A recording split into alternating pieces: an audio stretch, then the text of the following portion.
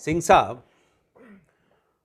आपने भारत की राजधानी दिल्ली के अंदर किसानों का आंदोलन देखा, किस तरह शुरू हुआ, फिर उसमें कौन कौन सी ताकतें आईं, फिर ये मामला कोर्ट गया और फिर ये हुआ कि भारत के गणतंत्र दिवस के ऊपर ये शांति से मन जाए।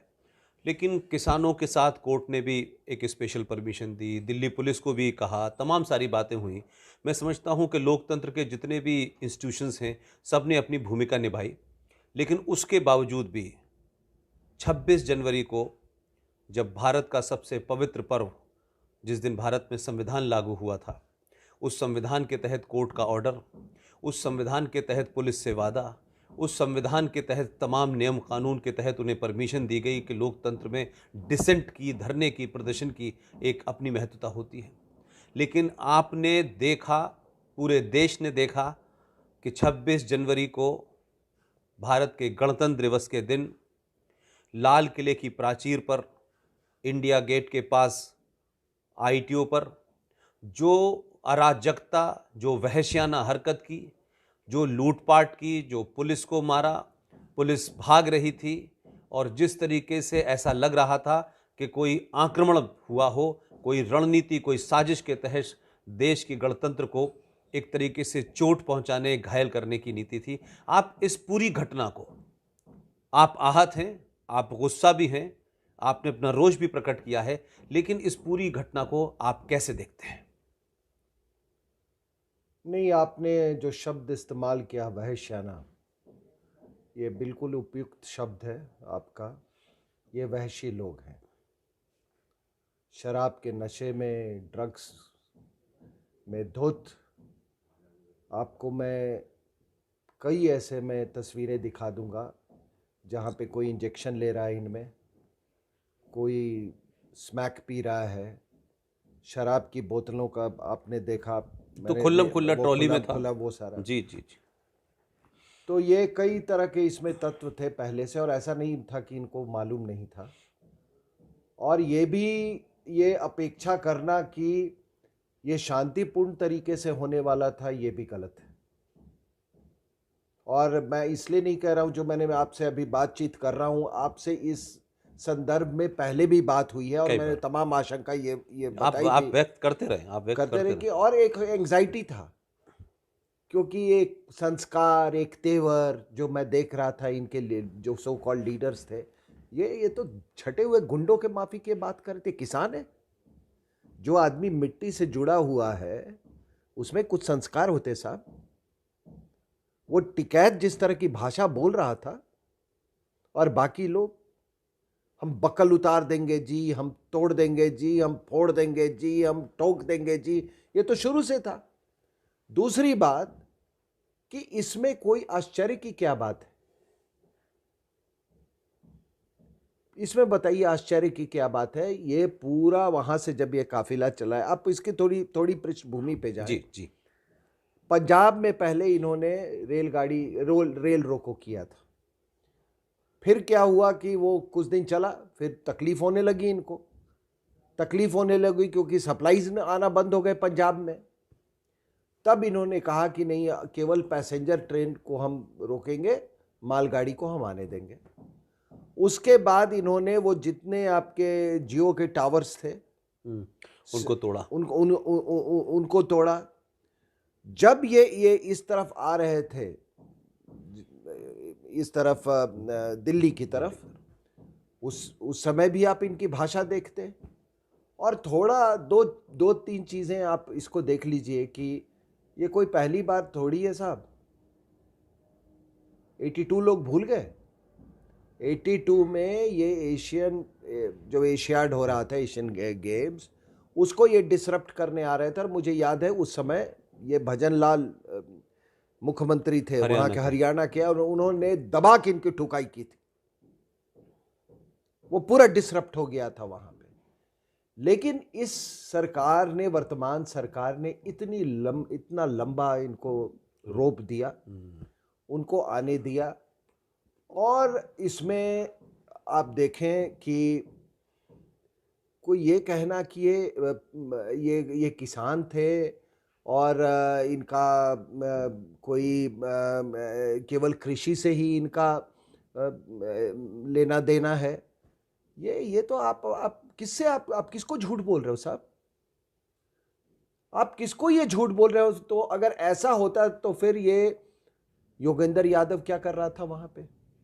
मेधा पाटकर क्या कर रही थी वहां पे? शाहीन बाग वाले लोग क्या कर रहे थे वहां पे? वो कनाडा का मंत्री क्या कर रहा था यहां पे आके? जो शख्स अभी ये जिसने वो झंडा उतारा उतारा है, तिरंगे को हटाया है, वो भी ऑस्ट्रेलिया से आया है। ठीक है, ये न्यूयॉर्क में भी आप देखें, उसके भी एक बड़ी रैली हुई है। तो मैं फिर कहता हूं कि ये तो क्लियर था कि माओवादी, जिहादी और ये खालिस्तानी इसमें घुसे हुए थे। और मैं उन लोगों से, मेरा दर्द उनसे नहीं है, वो तो आपने कहा कि ये जो आपने शब्द इस्तेमाल किया, वैशी लोग, इन वैशियों को पेटर्नेज देने वाले बहुत लोग हैं। मैंने खुद के अपने जो कुछ फौजी हमारे मित्र हैं जो रिटायर्ड कम्युनिटी में है, मैं उनको कहता कि देखो भैया, ये बहुत खतरनाक चीज होने वाला है, वो हमको ज्ञान दे रहे हैं। फिर मैंने उनको बहुत सारे अपने जो अभी हमारा भी फसल कटा है, हम बोले भैया हम भी किसान हैं, हमारी पूरी परिवार ही किसान है। हम नहीं, तो इसलिए बताने की जरूरत नहीं है सर, पूरे देश में सिर्फ इन पंजाब के अलावा बाकी कहीं तो किसान ही नहीं तो है। मैंने उनको कहा कि तुम कौन सा तोप हो? कितनी एकड़ है जमीन तुम्हारे पास? हम भी बार बार कहता हूं कि अच्छे खासे हम लोग भी मेहनत करके हम वहां पे हम भारत के भंडार में, अनाज भंडार में हम डालते हैं। अब इन्होंने ये अन्नदाता है जी, अरे सर छोड़िए ये अन्नदाता वगैरह, हमारे पुरखों ने कुछ जमीन छोड़ी है मेरे लिए, ठीक है, उस जमीन की हम बहुत इज्जत करते हैं, और उसमें जो पैदाइश होती है, जो पैदा होता है हमारा जो भी फसल, अनाज, वो हम कुछ कंज्यूम करते हैं, और जो सरप्लस होता है उसको मार्केट में बेच देते हैं। तो ये इसमें अन्नदाता का कहां से सवाल आ गया सर?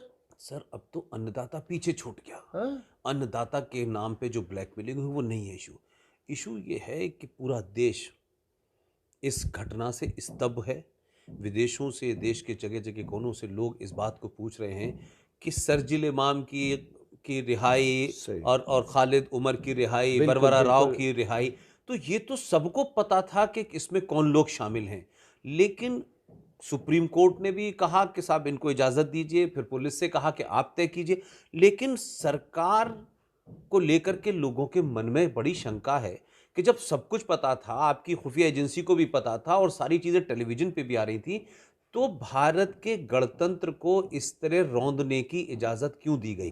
तो ये जो गुस्सा है वो आप जैसे लोगों से ये सुनना चाहते हैं कि क्या सरकार ने इसमें कोई कोताही करी, या सरकार ने शायद पूरी दुनिया के सामने इन्हें एक्सपोज करने की कोशिश की, या दुनिया के पुराने लोकतंत्र या दुनिया के सबसे बड़े लोकतंत्र के नाते अपनी लोकतंत्र मर्यादाओं का पालन करा सरकार ने, और इन्होंने उसको ब्रीच ऑफ ट्रस्ट किया, धोखा दिया, कंफ्यूज किया? तो क्या आज लगता है, आज मेरा ख्याल है 2 दिन हो गए इस घटना को, तो आपको लगता है कि सरकार का कदम ठीक था कि सरकार ने इनको दुनिया के सामने एक्सपोज होने दिया? क्योंकि सरकार लगातार इनसे हर तरह से वार्ता कर रही थी, 10 वार्ता हो चुकी, लेकिन इनका शायद किसानों के मामलात में कोई एजेंडा नहीं था, इनको यही करना था जो 26 जनवरी को किया। आपका क्या कहना है सर? नहीं, वो तो बहुत क्लियर था कि ये प्रोवोक करना चाह रहे थे कि किसी तरीके से कुछ गोली चल जाए, सरकार को प्रोवोक करें। हाँ, सरकार को प्रोवोक करें, गोली चल जाए, उसके बाद ये हाय हाय करते, और फिर उसको बहाना लेकर ये और भी तोड़फोड़ करते।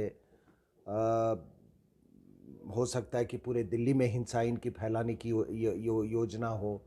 नहीं तो एक बात बताइए कि वो कहता है कि 26 जनवरी क्या तुम्हारे बाप का है, दिल्ली तुम्हारे बाप का है, तो कल सुप्रीम कोर्ट में जाके बोलोगे कि ये जज बाप का है, ये मेरा बाप थोड़ी है, इसको सजा देने का क्या हक है? तो ये आर्गुमेंट तो कहीं नहीं, हाँ, उसका तो बेस नहीं है, बिल्कुल बेस नहीं। और ये, लेकिन हाँ, एक ईमानदारी से मैं एक बात जरूर कहूँगा कि जिस समय ये घटना हो रही थी मुझ में बहुत गुस्सा था, आज भी गुस्सा है।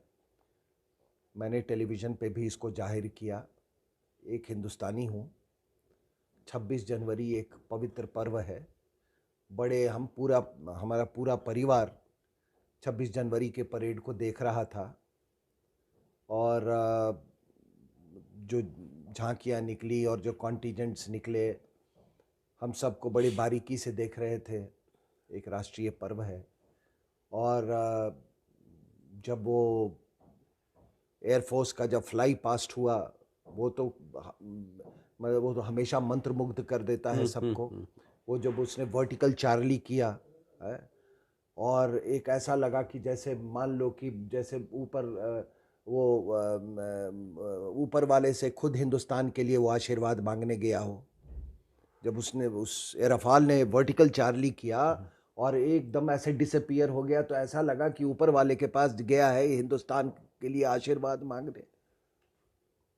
उसके बाद वो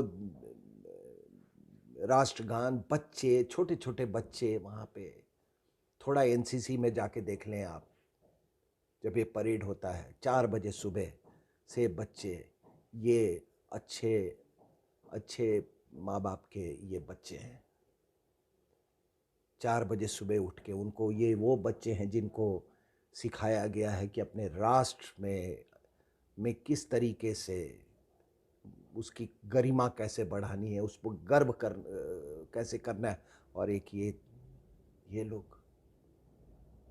ये लोग जिनके और सुनिए सर, अच्छा लगे बुरा लगे, कहीं कहीं इनके लालन पालन में इनकी कमी है।